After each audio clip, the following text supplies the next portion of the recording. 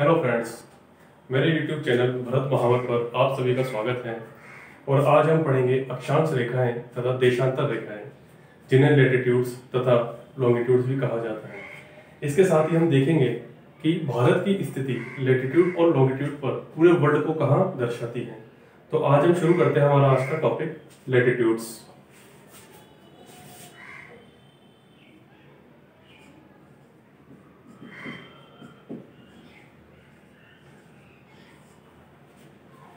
देखिए, लैटिट्यूड्स को पढ़ने से पहले हम ये समझते हैं, माना ये हमारी पृथ्वी है, ये हमारी पृथ्वी है और इसके बिल्कुल मध्य से गुजरने वाली रेखा को कहा जाता है इक्वेटर। इसे कहा जाता है इक्वेटर या भूमध्य रेखा।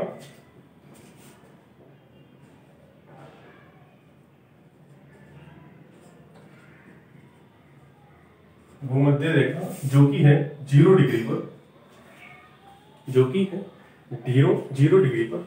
इसी तरह से हम देखते हैं कि यहाँ पर कई सारी रेखाएं जो कि इस भूमध्य रेखा के समानांतर हैं, इस भूमध्य रेखा के समानांतर है तथा पृथ्वी को असमान भागों में बांटती है। सो these are latitudes and these are latitudes extend from equator to north pole and south pole, to north pole and south pole। क्योंकि ये सभी एक दूसरे से समांतर हैं, अर्थात रेखा 1 रेखा 2 के समांतर है और रेखा 2 रेखा 3 के समांतर है। इसी तरह ऊपर भी हम देखते हैं the latitude number 1 is parallel to latitude number 2 and again latitude number 2 is parallel to latitude number 3। सो इनके समांतर होने की वजह से इन सबके मध्य जो डिफरेंस है, इन सबके बीच में जो डिफरेंस है वह भी समान होगा। तो ये समान जो डिफरेंस है ये हमें मिलता है 111 किलोमीटर का, 111 किलोमीटर का। अब देखिए कि जो लैटिट्यूड्स है इसका यूज क्या है। अगर हम देखें इंपॉर्टेंस ऑफ लैटिट्यूड, तो ये किसी भी देश की या किसी भी राज्य की या किसी भी जगह की पूरे पृथ्वी पर उसकी जगह का निर्धारण करते हैं। इसमें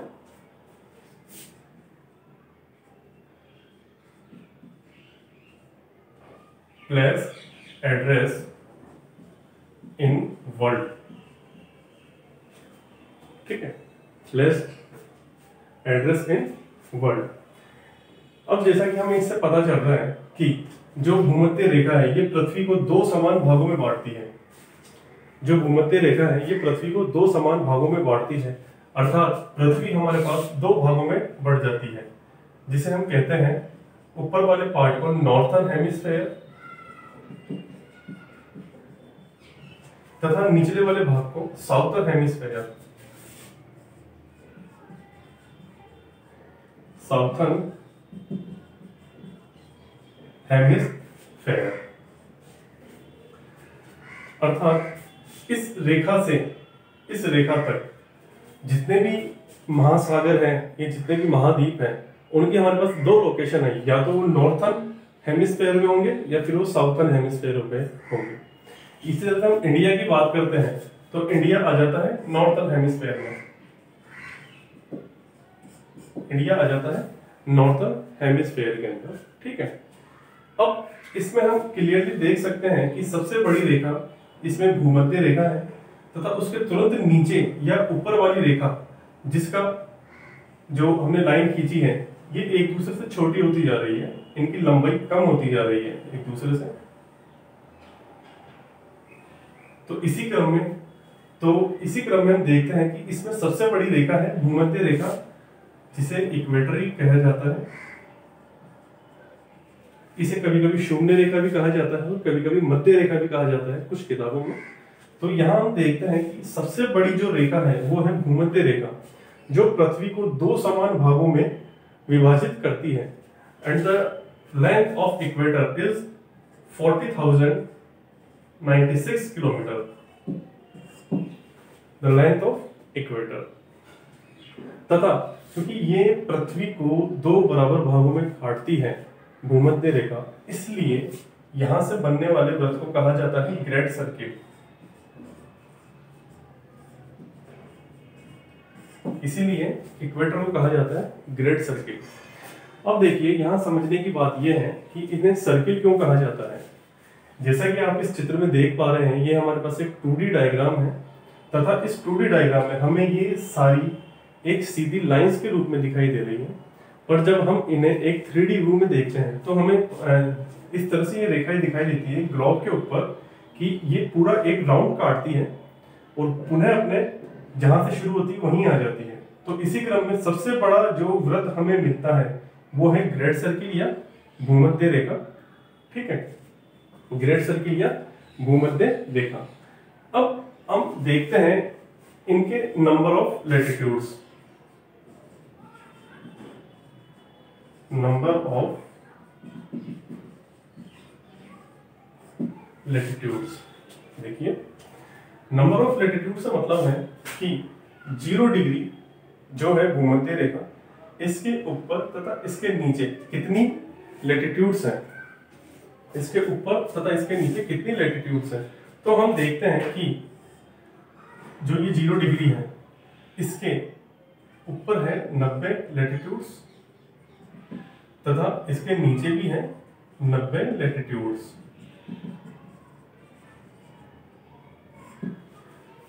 ठीक है, तो अब जैसा कि हमने पहले समझा कि जो इक्वेटर है ये भी एक लैटिट्यूड है, ये भी एक लैटिट्यूड है क्योंकि ये पृथ्वी को एक समान भाग में बांटती है। अतः हमारे पास टोटल लैटिट्यूड्स आ जाते हैं 90, 90 plus 90 plus 1। Okay, here we can understand that 90 latitudes above equator and 90 latitudes below equator, and 1 equator is also a latitude. So we have 181 latitudes.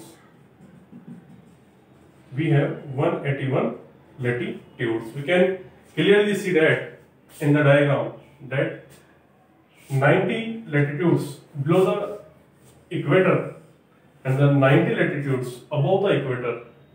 Again 90 latitudes below the equator and 90 latitudes above the equator, and equator is also an latitude. So we have a sum of 90 plus 90 plus 1 is equal to 181 latitudes.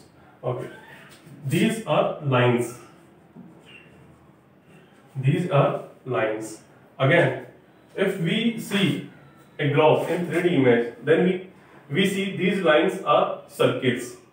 So number of circles, number of circles here, जब हम north pole या south pole पर आते हैं तो हमें ये रेखाएं सिर्फ एक बिंदु के रूप में दिखाई देती हैं, एक छोटे से बिंदु के रूप में दिखाई देती हैं, जो कि ना तो कोई रेखा है तथा ना ही कोई सर्किल है।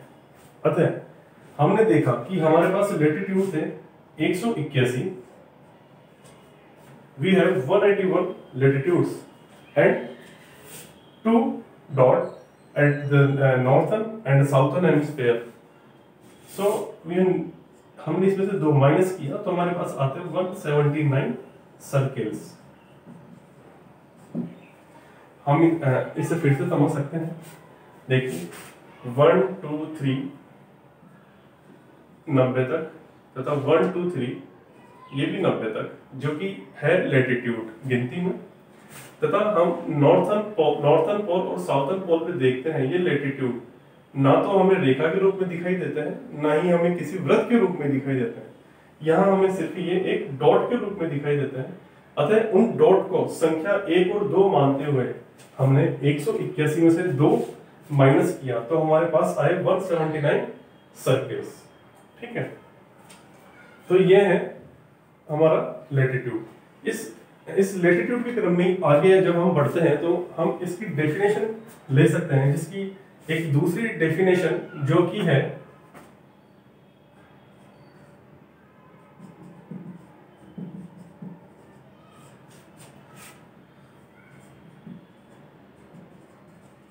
Distance from equator to poles. देखिए हम यहाँ पे इसे क्लियरली यहाँ देख सकते हैं। ये जो अभी मैंने आपको डेफिनेशन बताई, एक वन लाइन की डेफिनेशन है कि भूमध्य रेखा से ध्रुवों की ओर दूरी, the distance from equator to poles, these are may be northern pole and southern pole. पृथ्वी के ग्लोब पर जैसे जैसे हम इक्वेटर से दूर जाते हैं, उत्तरी पोल की ओर या दक्षिणी पोल की ओर, तो हमें इक्वेटर से दूरी घटती हुई महसूस होती है।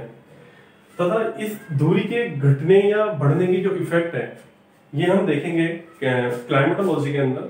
बेसिकली हमारा यहाँ पढ़ने का एम यही था कि इंडिया की जो पोजीशन है, इंडिया की जो पोजीशन है वो लेटिट्यूड्स में कहाँ पर है। ठीक है, तो ये रहा हमारा इंडिया नॉर्थर्न पोल पे।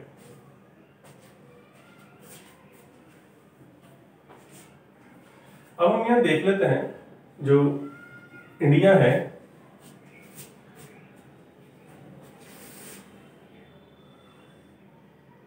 जो इंडिया है, माना ये इंडिया की चारों दिशा है। ओके, तो हम बात कर रहे हैं केवल नॉर्थर्न पोल की, और हमारे पास जो भी यहाँ पे डिमार्केशंस आएंगे वो नॉर्थर्न पोल के एड्रेस से आएंगे। सो भारत की जो डिस्टेंस है ये है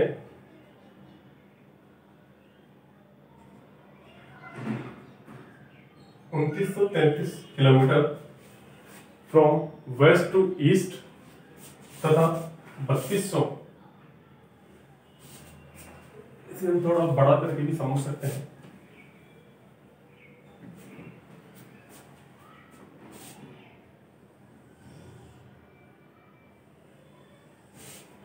अगर हम भारत की पोजीशन की बात करें लेटिट्यूड के रेस्पेक्ट में, तो जो भारत की मुख्य भूमि है ये आती है 8 degree 4 minute north, 8 degree 4 minute north, जो है हमारे पास इंदिरा पॉइंट।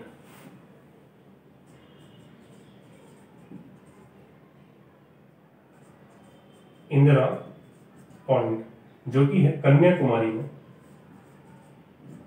जो कि है कन्याकुमारी में।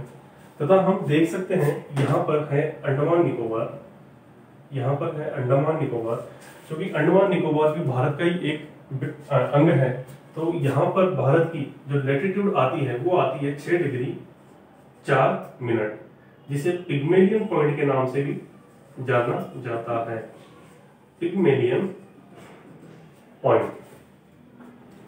वहीं अगर हम भारत की जो दक्षिणी उत्तरी स्थिति है वो हम देखते हैं, तो ये हमारे पास आता है 37 डिग्री 6 मिनट नॉर्थ, जो कि है Indira call point, Indira call point. ये है लद्दाख में।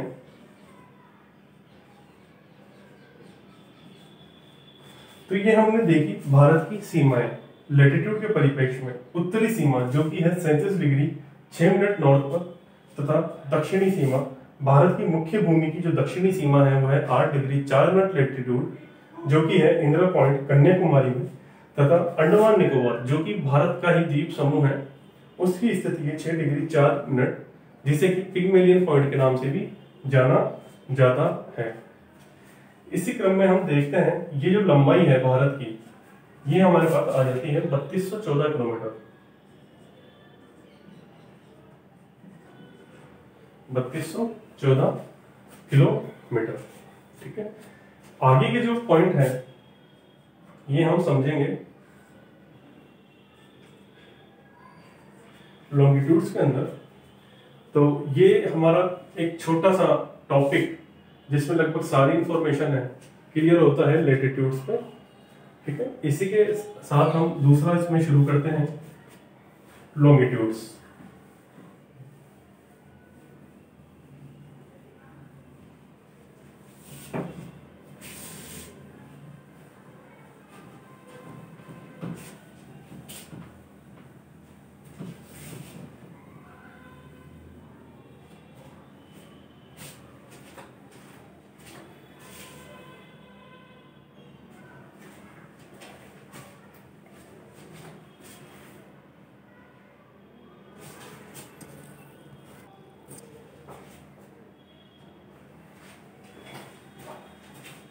लॉन्गिट्यूड्स,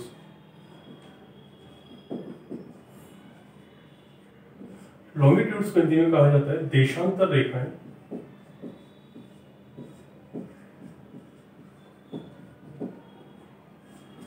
देशांतर रेखाएं, जैसा कि हमने लेटिट्यूड के केस में देखा कि ये पृथ्वी को दो बराबर भागों में बांटती है, नॉर्थर्न हेमिस्फीयर और साउथर्न हेमिस्फीयर। उसी तरह हम देशांतर रेखाओं के केस में देखते हैं कि ये भी पृथ्वी को बराबर भागों में बांटती है, परंतु कुछ इस तरह से।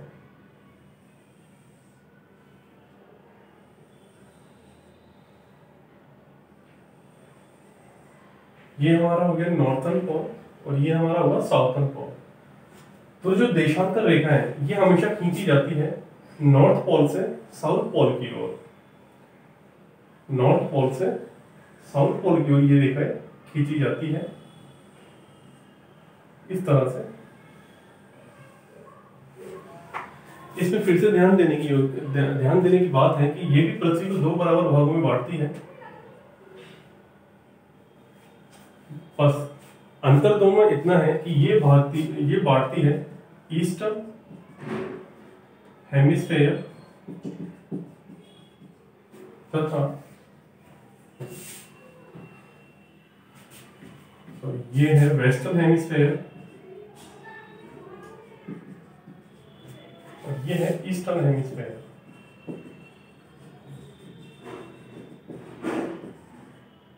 ईस्टर्न हेमिस्फीयर देखिए, जैसा कि हमने लेटिट्यूड्स में देखा कि सिर्फ एक ग्रेट सर्किल है, सिर्फ एक ग्रेट सर्किल है, और ग्रेट सर्किल हमने उसे कहा जो पृथ्वी को दो समान भागों में बांटती हो। वहीं देशांतर रेखाओं में हम देखते हैं कि इसकी प्रत्येक रेखा पृथ्वी को दो बराबर भागों में बांटती है, चाहे वो मध्य की रेखा हो चाहे उससे गुजरने वाली दूसरी रेखा है, वो सारी पृथ्वी को दो भागों में बांटती है। अर्थात प्रत्येक रेखा इसमें हो जाएगी एक ग्रेट सर्किल, हो जाएगी एक ग्रेट सर्किल।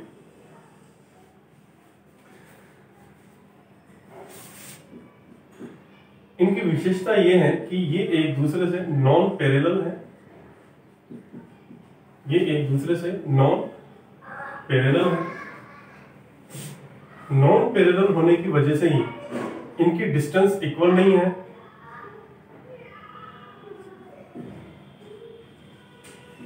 इनइक्वल डिस्टेंस है।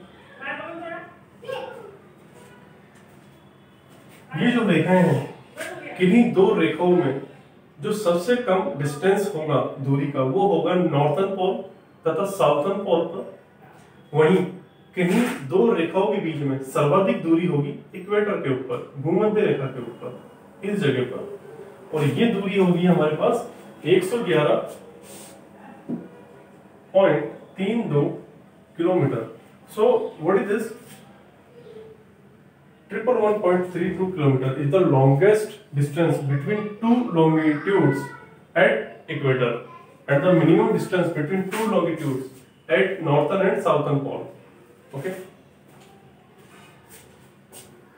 तीसरा हमने इसमें देखा कि सारी रेखाएं हैं ग्रेट सर्किल, सारी रेखाएं हैं इसमें ग्रेट सर्किल। क्यों? क्योंकि सारी रेखाएं every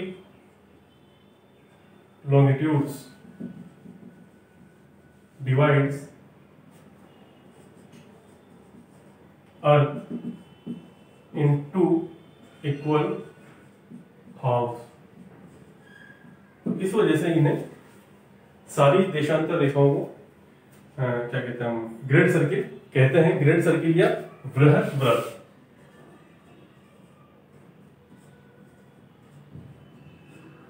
ग्रेड सर्किल या वृहत व्रत।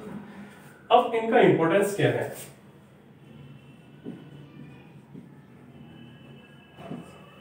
Importance of longitudes. तो देखिए, जैसा कि हमने लेटिट्यूड के पक्ष में समझा कि उसके द्वारा किसी जगह की स्थिति निर्धारित की जाती है, या यह कहे कि हम लेटिट्यूड में किसी जगह की कोणीय स्थिति स्थापित की जाती है, तो वहीं लॉन्गिट्यूड के द्वारा किसी जगह का टाइम जोन, किसी जगह का टाइम जोन निर्धारित किया जाता है। पृथ्वी पर सभी देशों के अलग अलग टाइम जोन है। पृथ्वी पर सभी देशों के अलग अलग टाइम जोन है। अगर हम भारत की बात करते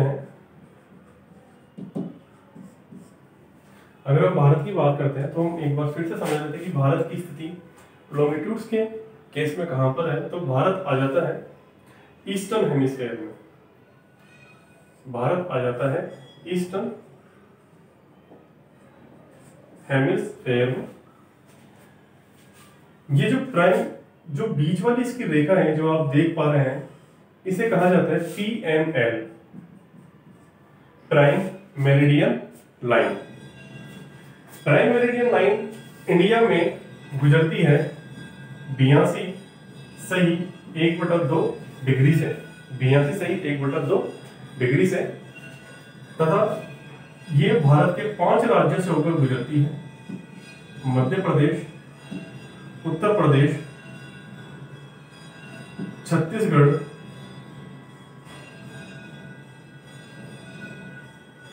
आंध्र प्रदेश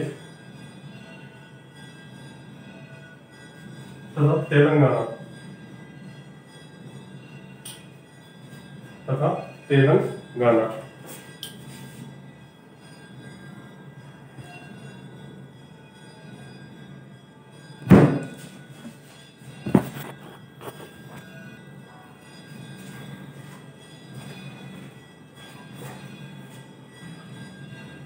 मध्य प्रदेश, उत्तर प्रदेश, छत्तीसगढ़, आंध्र प्रदेश तथा उड़ीसा, ये भारत के 5 राज्य हैं जहां से PML होकर गुजरती है, तथा भारत का टाइम जोन 82 सही 1/2 डिग्री पर निर्धारित किया जाता है।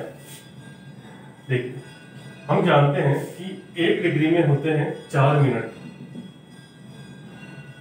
तो इसी तरह से 82 सही 1/2 डिग्री में हो जाएंगे। इसको 4 से इंटू करने पर हमारे पास आएंगे 330 मिनट, जिसे दूसरे शब्दों में कहा जाता है कह सकते हैं 5 आवर्स 30 मिनट।